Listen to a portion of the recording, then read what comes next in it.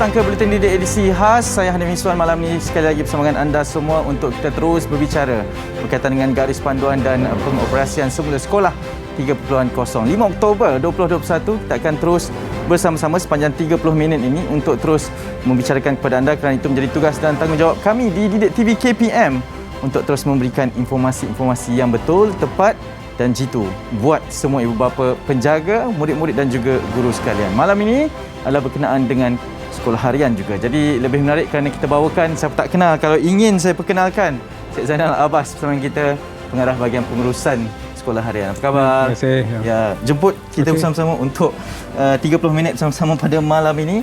Mungkin sebagai permulaannya, Tuan Zainal, kalau boleh beritahu sekali lagi berkaitan dengan SOP pembukaan sekolah mengikut fasa, dan sekarang ini mungkin antara yang paling sibuklah untuk melihat bagaimana keberkesanan SOP tersebut. Ya, sebenarnya Hanif, sebagaimana yang kita ketahui, sekolah telah ditutup hampir 5 bulan sejak daripada bulan Mei yang lalu, dan dalam tempoh itu sebenarnya kita rasakan terlalu lama untuk pelajar meninggalkan sekolah. Jadi harapan KPM dengan pembukaan sekolah 3 dan 4 hari bulan yang baru lepas ini, pelajar dapat mengambil kesempatan untuk hadir ke sekolah dengan bantuan ibu bapa. Sokongan itu sangat perlu untuk mereka kembali ke sekolah dan mengikuti pembelajaran. Dan sebagaimana yang kita sedia maklum, pengoperasian sekolah itu adalah berdasarkan kepada fasa. Ianya dibuka secara berperingkat berdasarkan kepada fasa Pelan Pemulihan Negara. Jadi hampir ke semua negeri telah pun memulakan persekolahan, sama ada pada 3 hari bulan atau pada 4 hari bulan, kecuali negeri Johor dan juga negeri Kedah, yang dahulunya berada di fasa yang pertama. Betul. Tapi telah diumumkan kemasukan ke fasa yang kedua. Jadi Johor dan Kedah ni sebenarnya akan mula beroperasi pada 10 hari bulan Oktober ini, dan bersama-sama rakan-rakan mereka yang lain, murid-murid ini akan hadir ke sekolah untuk mengikuti pembelajaran secara bersemuka. Dan dalam peringkat-peringkat fasa itu, kita membawa masuk pelajar secara berperingkat dengan keutamaan kepada murid-murid berkeperluan khas, murid-murid PPKI, dan juga murid-murid kelas peperiksaan tingkatan 5, murid tingkatan 6 untuk hadir ke sekolah dan mengikuti pembelajaran secara bersemuka. Khususnya pelajar tingkatan 6 semester 2 yang kita bawa masuk, kerana mereka ini sebenarnya akan menduduki peperiksaan pada 25 dan 28 hari bulan Oktober ini. Dan rata-rata apabila kita laksanakan pemantauan, Hanif, ramai pelajar ini sebenarnya begitu berkobar-kobar untuk hadir ke sekolah mengikuti pembelajaran secara bersemuka, kerana telah lama mereka tinggalkan persekolahan itu secara bersemuka. Kita tanya setiap pelajar di sekolah-sekolah yang kita pantau itu, rata-ratanya tak mahu lagi berada di rumah untuk mengikuti pembelajaran PDPR ini. Mungkin ada juga yang memperkatakan tentang exhaustion daripada pembelajaran PDPR itu, dan mereka cukup gembira untuk kembali bersama-sama rakan-rakan, bersama-sama guru mereka mengikuti pembelajaran di sekolah. Ya, saya percaya ini bukan sahaja melibatkan satu sesi libat urus yang penting di kalangan para murid-murid, tapi bagaimana persediaan KPM, terutamanya di pihak bahagian pengurusan sekolah harian sendiri, termasuklah guru-gurunya, kaki tangannya dalam persediaan muka sekolah ini. Ya, dalam kita merangka pelan untuk pengoperasian sekolah ini selepas hampir 5 bulan ditutup itu, kita melakukan pelbagai libat urus. Kita jumpa dengan cikgu, kita jumpa dengan pengetua guru besar, PIBG, para ibu bapa, dengan pakar-pakar dalam bidang pendidikan, dalam bidang psikologi, pakar-pakar kesihatan juga memberikan pandangan mereka. Dan di samping itu kita juga laksanakan libat urus bersama pelajar-pelajar di sekolah yang akan menduduki peperiksaan SPM dan juga STPM. Rata-rata dalam libat urus kita bersama pelajar itu, mereka tidak sabar. Mereka tanya bila kami boleh kembali ke sekolah untuk mengikuti pembelajaran. Murid-murid keperluan khas yang juga terkesan. Murid-murid yang mempunyai masalah penglihatan misalnya, tidak dapat mengikuti pembelajaran dengan baik dalam PDPR itu dengan kekangan-kekangan yang ada. Kalau di sekolah mereka gunakan braille, mereka ada alat-alat yang boleh membantu, yang boleh mereka pegang. Tetapi bila guru mengajar, mereka hanya dapat mendengar. Jadi itu salah satu sebab mengapa kita bawa murid-murid berkeperluan khas ini untuk hadir ke sekolah di peringkat awal ini. Dan sebagaimana yang Hanif kata tadi, persediaan itu cukup rapi untuk kita rangka satu pelan pengoperasian sekolah itu. Dan selepas 5 bulan tu, sebelum sekolah dibuka tu, kita pastikan bahawa pihak sekolah betul-betul bersedia untuk menyambut pelajar-pelajar yang akan hadir. Kalau kita di musim perayaan Hari Raya misalnya, kita mungkin membersihkan rumah sebelum hari kejadian, hari Betul, raya itu. setuju. Ya, jadi dalam pembukaan sekolah ini pun sama. Bagi menyambut pelajar-pelajar, kita pastikan bahawa persekitaran sekolah itu bersih dan bersedia untuk menyambut pelajar-pelajar. Susunan di bilik darjah pun kita lihat. Kalau kita saksikan dahulunya, kita katakan dalam satu kelas itu ada 36 orang murid. Jadi dengan sistem pembukaan berperingkat ini, dengan penggiliran minggu yang dilaksanakan, maka kita pastikan bahawa susunan meja itu tersedia untuk pelajar-pelajar apabila mereka kembali ke sekolah. Ya, baik. Dan pastinya antara perkara yang perlu dititik beratkan juga di dalam pembukaan kembali sekolah ini, terutama yang membabitkan bidang pengurusan sekolah harian ini adalah berkenaan dengan fasa-fasanya yang terbahagi ni. Tuan Zana mungkin boleh terangkan sekali lagi untuk pemahaman semua berkenaan dengan bila sebenarnya murid-murid ini perlu kembali ke sekolah mengikut fizikalnya ataupun masih lagi dengan PDPR-nya sebagai pemahamannya? Ya, secara amnya bagi sekolah-sekolah yang berada di negeri fasa 2, misalnya fasa 1 sekarang dah tak ada, Kedah dan Johor akan masuk ke fasa 2. Manakala pada ketika itu fasa 1 kehadiran murid adalah secara PDPR, semuanya akan secara PDPR.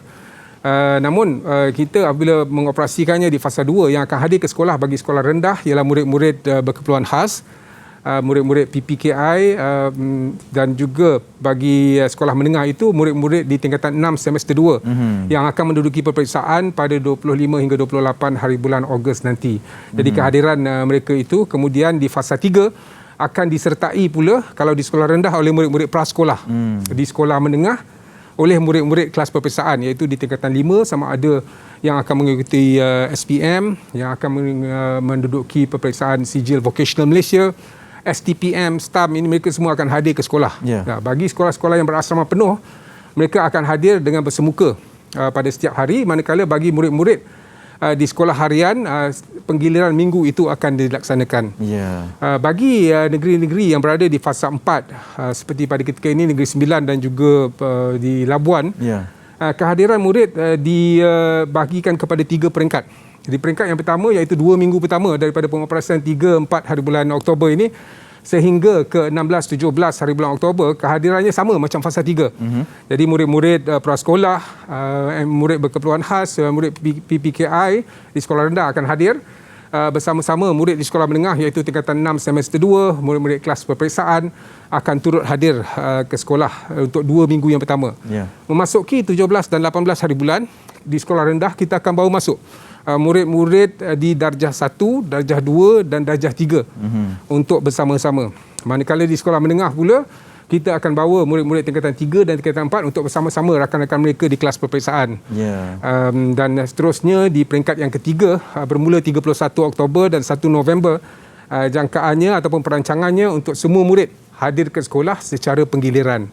Ramai yang bertanya, Hanif, kenapa bawa budak-budak sekolah rendah ni di tahun 1, tahun 2, tahun 3 ni dan juga di prasekolah hadir terlebih dahulu daripada murid-murid darjah 4, 5 dan 6. Betul. Sebenarnya kalau kita lihat dari segi pembelajaran murid itu, asas-asas literasi dan numeracy sangat penting. Khasnya bagi murid-murid yang baru memasuki alam persekolahan. Jadi di situ mereka akan didedahkan dengan asas-asas pembelajaran yang diperlukan sebelum mereka boleh meningkat ke darjah-darjah ataupun ke tahun-tahun yang berikutnya.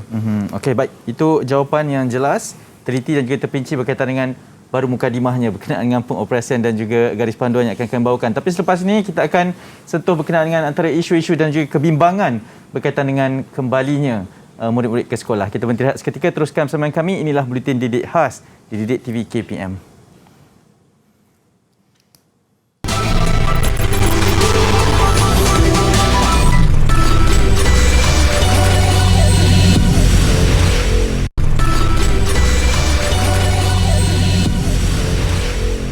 Baik, kembali bersama kami. Inilah Buletin Didik edisi khas. Seperti biasa, kita akan terus memberikan pelbagai informasi dan juga perbincangan bersama dengan anda semua berkaitan dengan pengoperasian dan juga garis panduan sekolah kembalinya telah pun pada 3 Oktober yang lalu. Dan kita bawakan sekali lagi adalah Encik Zainal Abbas, pengarah bahagian pengurusan sekolah harian. Kalau tadi kita buka dengan bagaimana sebenarnya sepatutnya garis panduan yang diberikan ataupun dilakukan oleh pihak sekolah. Tapi saya percaya antara yang diinginkan juga oleh mereka yang menonton pada malam ini, termasuklah golongan guru sekalipun berkenaan dengan isu-isunya. Tuan Zainal mungkin boleh kongsikan antara isu yang dibangkitkan adalah kebimbangan ibu bapa, guru yang enggan divaksin. Bagaimana sebenarnya pihak kementerian memberikan pencerahan berkaitan dengan isu ini? Ya, sebenarnya Hanif, sebelum kita membuka sekolah atau mengumumkan mengenai pembukaan sekolah ini, kementerian telah melakukan pelbagai kajian di peringkat luar negara dan juga dalam negara. Kita ambil kira pandangan-pandangan yang dilontarkan oleh CDC di Amerika Syarikat, di serata dunia, di Eropah. Misalnya penggiliran minggu. Penggiliran minggu ini kita adapt daripada apa yang dikaji oleh CDC negara Perancis bersama University of Paris yang mengatakan bahawa kadar penggiliran minggu ini merupakan kaedah terbaik untuk mengurangkan kadar jangkitan jika berlaku di kawasan sekolah. Jadi persiapan-persiapan itu telah kita laksanakan, dan di peringkat awal bila kita merancang itu, pada ketika itu vaksinasi untuk murid tiada. Maka pada ketika itu kita telah berbincang dengan KKM, kita berbincang dengan MOSTI CITF untuk melihat bagaimana persekitaran murid itu dapat divaksin terlebih dahulu. Bermaksud guru-gurunya, anggota kumpulan pelaksana dan juga pekerja-pekerja khidmat sokongan seperti pekerja-pekerja di kantin, di dewan makan, pekerja-pekerja kebersihan dan juga keselamatan, supaya mereka semua divaksin. Dan pada ketika ini kalau kita lihat kadar vaksinasi di kalangan guru sebenarnya agak tinggi. Keseluruhan kita ada lebih 413,000 orang guru di seluruh negara, dan pada ketika ini 98% daripada mereka telah pun divaksin. Dan yang divaksin lengkap pula 94% yang telah pun menjalani vaksin yang lengkap. Dan untuk memastikan bahawa apabila guru berdepan dengan murid di sekolah, kadar untuk keboleh jangkitan itu akan berkurangan di kalangan guru yang mengajar di dalam kelas dan juga anggota kumpulan pelaksana yang menyediakan perkhidmatan di sekolah. Jadi itu salah satu langkah yang kita laksanakan dengan kerjasama KKM dan juga dengan kerjasama MOSTI. Dan sebagaimana kita ketahui sekarang ini, vaksinasi murid telah pun dimulakan dan kita memasuki minggu yang ketiga sebenarnya vaksinasi murid sejak dilancarkan. Dan agak membanggakan apabila kadar vaksinasi itu agak tinggi. Lebih 66% telah pun divaksin di kalangan murid-murid di sekolah kita. Dan ini akan sebenarnya menjadikan sekolah itu satu tempat yang sebenarnya selamat untuk dihadiri oleh murid-murid. Jadi kita juga pastikan bahawa guru-guru yang divaksin lengkap saja yang akan mengajar di kelas. Bagi guru-guru yang belum divaksin lengkap, sebenarnya perancangan kita ialah untuk mereka melaksanakan PDPR, kerana kita tahu penggiliran minggu itu berlaku. Masih lagi ada kumpulan-kumpulan murid yang menjalani PDPR. Jadi penjadualan di sekolah itu boleh disusun oleh pihak pengetua guru besar untuk memberikan guru-guru yang belum lengkap divaksin ini ataupun guru-guru yang kita katakan menolak vaksin ini supaya mereka melaksanakan PDPR, menyediakan modul-modul ataupun plan-plan pengoperasian pembelajaran itu di peringkat sekolah untuk membantu guru-guru yang telah divaksin ini mengajar di dalam kelas dan juga memastikan murid-murid yang berada di rumah tidak ketinggalan untuk mengikuti pendidikan. Jadi pada para ibu bapa sebenarnya tak perlu gusar kerana di peringkat kementerian kita sentiasa memastikan bahawa keberadaan murid itu di sekolah diberikan keutamaan. Saya percaya juga antara perkara yang suka untuk saya sentuh adalah berkenaan dengan kebenaran bagi pihak ibu bapa untuk memilih sekiranya tidak mahu menghantar anak sekolah, itu pilihan mereka, dan satu pilihan ataupun cadangan yang baik dari pihak kementerian. Mungkin dari sudut penambahbaikannya, kalau boleh dilihatkan yang telah dilaksanakan oleh pihak KPM bagi memberikan jaminan kepada ibu bapa bahawa segalanya telah dirancangkan begitu teliti? Ya, selain daripada apa yang kita laksanakan, kita punya persediaan awal sebelum pembukaan sekolah itu, KPM juga telah membangunkan garis panduan 3.0, GP 3.0 kita berkenaan dengan pengoperasian di sekolah. Jadi apa yang akan berlaku di sekolah, bila nak masuk, apa yang perlu dilaksanakan oleh pelajar, pergerakannya ke dalam kelas, penggiliran di mana di dalam satu sekolah itu capacity enrollmentnya kita kurangkan 50%. Bagaimana kita mengurangkan 50% itu dengan kita mengurangkan bilangan murid di dalam bilik darjah. Kita bagikan kepada separuh. Jadi hanya separuh saja daripada bilangan murid dalam kelas itu akan berada di sekolah pada satu masa. Selain itu, apa yang penting juga yang kita telah dapati daripada kajian-kajian saintifik yang dilaksanakan ialah di mana Delta variant sekarang ini dikatakan airborne, berada di udara. Jadi pengudaraan di dalam bilik darjah itu sangat penting. Kita berikan keutamaan kelas-kelas yang mungkin dihias oleh para guru dengan langsirnya, dengan skirting di mejanya, kita minta untuk ditanggalkan supaya pengudaraan itu dapat berlaku dengan baik. Dan dalam lawatan-lawatan kita untuk memantau pengoperasian sekolah di hari pertama itu, kita dapati bahawa sekolah sebenarnya telah bersedia untuk menghadapi ini. Dan apa yang kita lihat juga dari segi SOP awam seperti membasuh tangan yang telah dioperasikan sebelum ini turut diberikan penekanan. Kalau dahulunya di sekolah ini kita kata kita menggalakkan murid untuk memakai face mask. Sekarang ini kita mewajibkan pemakaian face mask di kalangan murid, di kalangan guru dan semua pekerja-pekerja yang berada di sekolah. Bagi guru-guru dan juga pekerja yang tidak divaksin lengkap ini, apa yang kita laksanakan ialah kita meminta mereka untuk memakai double face mask. Jadi dia kena pakai 2 lapis. Dia kena juga pakai pelindung muka. Dan tidak berada di dalam kelas untuk mengajar secara bersemuka, tidak duduk bersama guru-guru lain. Jadi ada sedikit pengasingan untuk memastikan bahawa keadaan di sekolah itu adalah selamat untuk murid dan juga untuk guru dan juga lain-lain warga sekolah. Tuan Zainal, bagaimana kadar kepatuhan itu akan diperincikan oleh pihak kementerian ketika ianya berlaku? Ya, sememangnya pematuhan itu memang dipantau secara rapi oleh guru-guru dan juga oleh pengetua guru besar. Kalau kita lihat sebenarnya setiap sekolah di Malaysia ini, kita telah minta untuk pihak pejabat pendidikan daerah dan juga pejabat di Jabatan Pendidikan Negeri untuk meletakkan atau menentukan seorang pegawai yang akan memantau sebuah sekolah itu untuk menyaksikan ataupun melihat kepada pengoperasian garis panduan yang telah kita bangunkan tadi. Mereka juga duduk bersama pengetua guru besar untuk merangka plan kehadiran murid dan juga penyuraian murid selepas waktu sekolah. Pengalaman kita dalam sesi-sesi persekolahan yang lalu mendapati keadaan terutamanya di luar pintu pagar sekolah selepas waktu sekolah itu agak padat apabila ibu bapa datang untuk mengambil anak-anak dan juga murid keluar secara serentak. Jadi penggiliran sewaktu penyuraian itu kita rancang dan dirangka oleh pihak sekolah bersama PPD untuk melihat situasi terbaik bagi sesuatu sekolah. Jadi kita tak ada satu set polisi kata semua kena ikut macam ni. Dia bergantung kepada keadaan di sekolah itu, environment persekitarannya dan dari itu dirangka satu plan. Baik, saya percaya perlu patuh dan bersabarlah dengan norma baharu ini, termasuklah kembali kepada pembukaan sekolah. Kita berteriak seketika sekali lagi kerana selepas ini kita akan terus berkongsi berkaitan dengan inisiatif KPM untuk pembukaan sekolah ini. Jangan ke mana, inilah Buletin Didik edisi khas.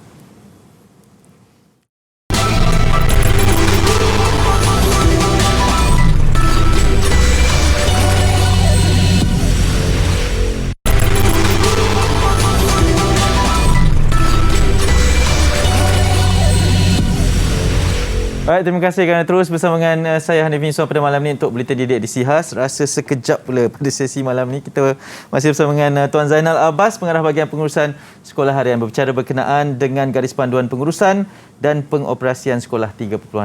Baik, Tuan, kalau tadi kita kongsikan berkaitan dengan kebimbangan dan juga berkaitan dengan plan daripada pihak kementerian. Saya percaya ada inisiatif yang dilaksanakan, antaranya juga adalah kit ujian kendiri untuk para murid-murid ini. Ya, betul Hanif. Pihak kementerian telah pun menyediakan kit ujian kendiri di setiap sekolah, di setiap pejabat pendidikan daerah dan juga di setiap Jabatan Pendidikan Negeri bagi kegunaan murid-murid sewaktu di sekolah.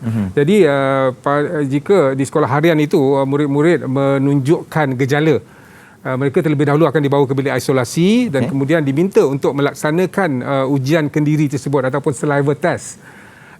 Dan jika keputusan ujian tersebut adalah negatif, pelajar yang bergejala itu mungkin kita akan hubungi ibu bapa untuk membawa anak-anak mereka pulang ataupun mereka boleh kekal di bilik isolasi sehingga ibu bapa mereka hadir ke sekolah untuk membawa anak pulang. Bagi yang menunjukkan keputusan positif, ini satu lagi. Kalau positif melalui kit ujian kendiri itu, apa yang akan berlaku ialah kita akan minta pihak sekolah untuk menghubungi PKD, di mana pelajar itu akan dibawa. Kita hubungi juga ibu bapa untuk bawa pelajar itu ke PKD untuk RTK PCR test. Kerana kit ujian kendiri itu hanyalah ujian awalan. Jika didapati positif, barulah mereka akan dibawa ke PKD untuk dilaksanakan ujian yang lebih komprehensif melalui RT-PCR itu.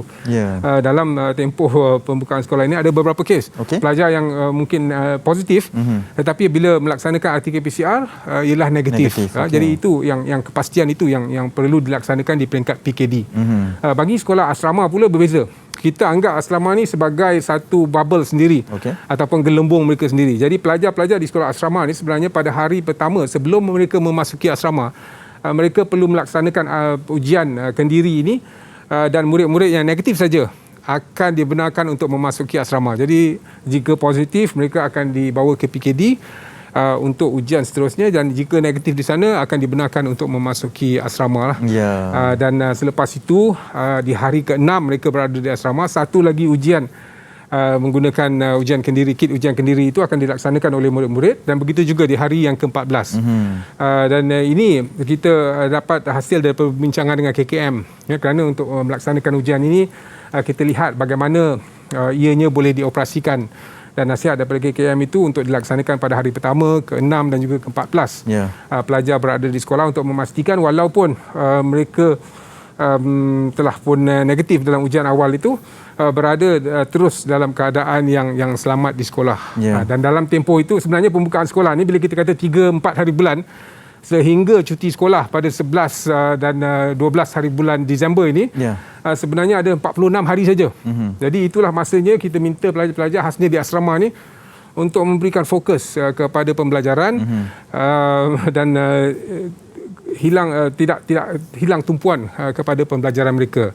Dan Hanif, bagi membantu dari segi murid-murid yang mungkin ketinggalan sedikit dalam pembelajaran sewaktu PDPR itu, apa yang kita rancangkan ialah untuk pengoperasian sekolah pada tahun 2022 di 2 bulan yang pertama itu adalah mengikuti silibus ataupun kurikulum bagi tahun 2021. Jadi 2 bulan pertama, Januari dan Februari, masih lagi kalau berada di darjah 6, belum lagi naik ke tingkatan 1, masih kekal di darjah 6. Begitu juga dengan murid-murid tadika yang nak memasuki tahun 1. Mereka perlu kekal di tahun 1 ataupun di tadika itu sebelum pada bulan Mac nanti memasuki persekolahan bagi tahun pembelajaran yang berikutnya.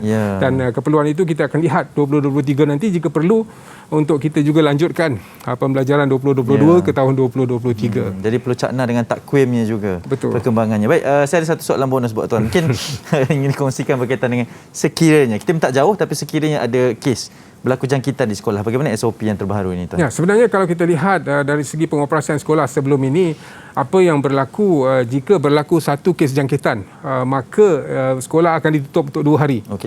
Dan kemudian penilaian risiko akan dilaksanakan oleh pihak PKD untuk menentukan sama ada perlu dilanjutkan tidak 2 hari itu ataupun sekolah boleh dibuka selepas 2 hari. Tetapi bagi garis panduan 3.0 ini, apabila berlaku jangkitan di sekolah ataupun ada kes positif di sekolah, maka pihak sekolah perlu menghubungi PKD. Jadi hubungi PKD akan melaksanakan penilaian risiko. Bila PKD melaksanakan penilaian risiko ini, jika didapati bahawa hanya sebuah kelas yang akan ditutup, maka kita akan tutup sebuah kelas. Apabila PKD melakukan penilaian risiko, dia dapati kita kena tutup satu bangunan, kita tutup satu bangunan. Jadi ia akan bergantung kepada penilaian risiko yang dilaksanakan oleh pihak PKD. Dan satu lagi, Anip, bila kita kata tentang penggiliran minggu ini, jadi bila katakan dalam satu kelas itu ada seorang murid yang positif, dahulunya dalam satu kelas itu 36 orang murid. Jadi bila seorang positif, kesemua 36 itu akan dikuarantin untuk tempoh 10 hari atau 14 hari. Tapi sekarang ini dengan penggiliran minggu, yang hadir hanya 18 orang. Contoh, yang hadir hanya 18 orang.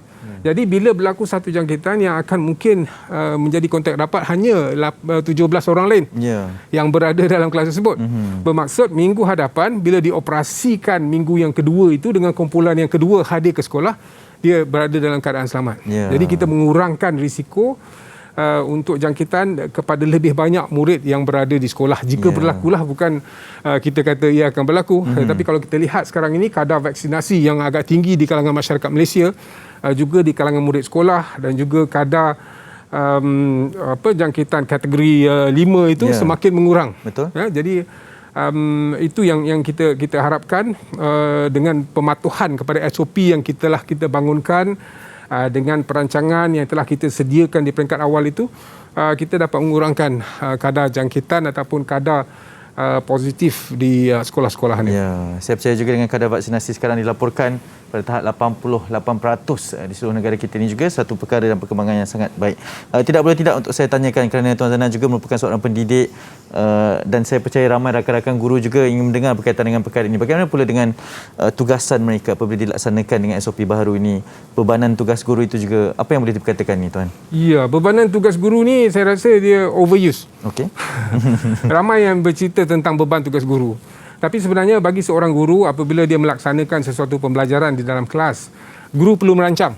Okey. Jadi dia perlu merancang apa yang akan dia laksanakan, apa yang akan diajar kepada murid-murid. Dia akan lihat kepada kurikulum, di peringkat mana kurikulum itu berada. Dan apa kandungan asas yang berada dalam kurikulum itu yang perlu diajar kepada murid-murid. Jadi perancangan itu dilaksanakan awal.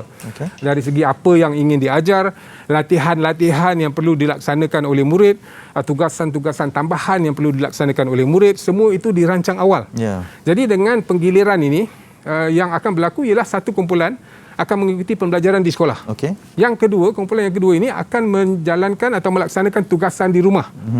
Jadi bila mereka melaksanakan tugasan di rumah, saya selalu bagi contoh yang cukup mudah mengenai penubuhan Malaysia. Yeah.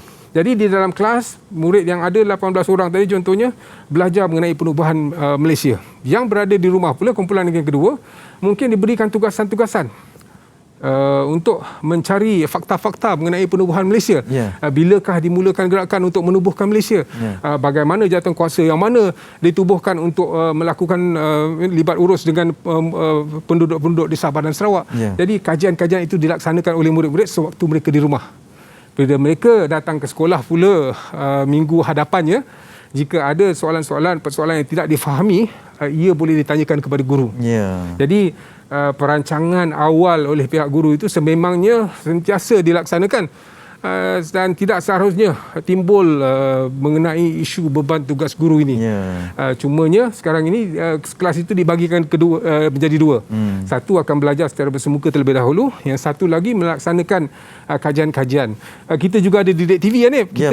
Didik TV ini mempunyai pelbagai program yang sangat memanfaatkan murid-murid. Jadi guru juga boleh mengatakan, okey, esok jam 10 pagi ada rancangan mathematics yang boleh diikuti untuk murid-murid itu dan mereka sebagai satu tugasan untuk menonton Didik TV itu.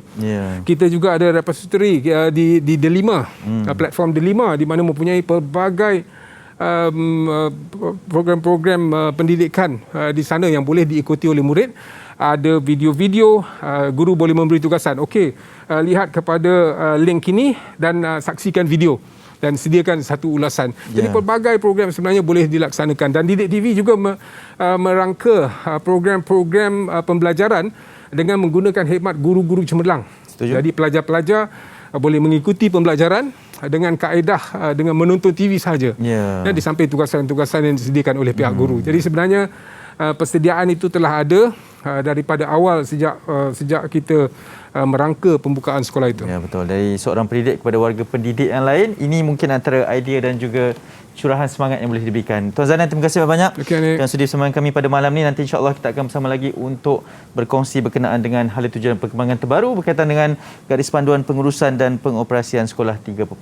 Semoga berjaya kita ucapkan dalam masa untuk merangka kembalinya murid-murid ke sekolah. Jadi kepada ibu bapa yang menonton juga, teruskan memberi keyakinan kerana inilah waktunya untuk anak-anak kita, murid-murid untuk kembali ke sekolah. Jadi untuk itu sekian saja siaran Buletin Didik di Sihas pada malam ini. Saya Ani Miswan bersama dengan seluruh warga kerja di Didik TV KPM ni akan terus memberikan yang terbaik buat anda semua. Kita jumpa lagi. Assalamualaikum, selamat malam. Senyum selalu.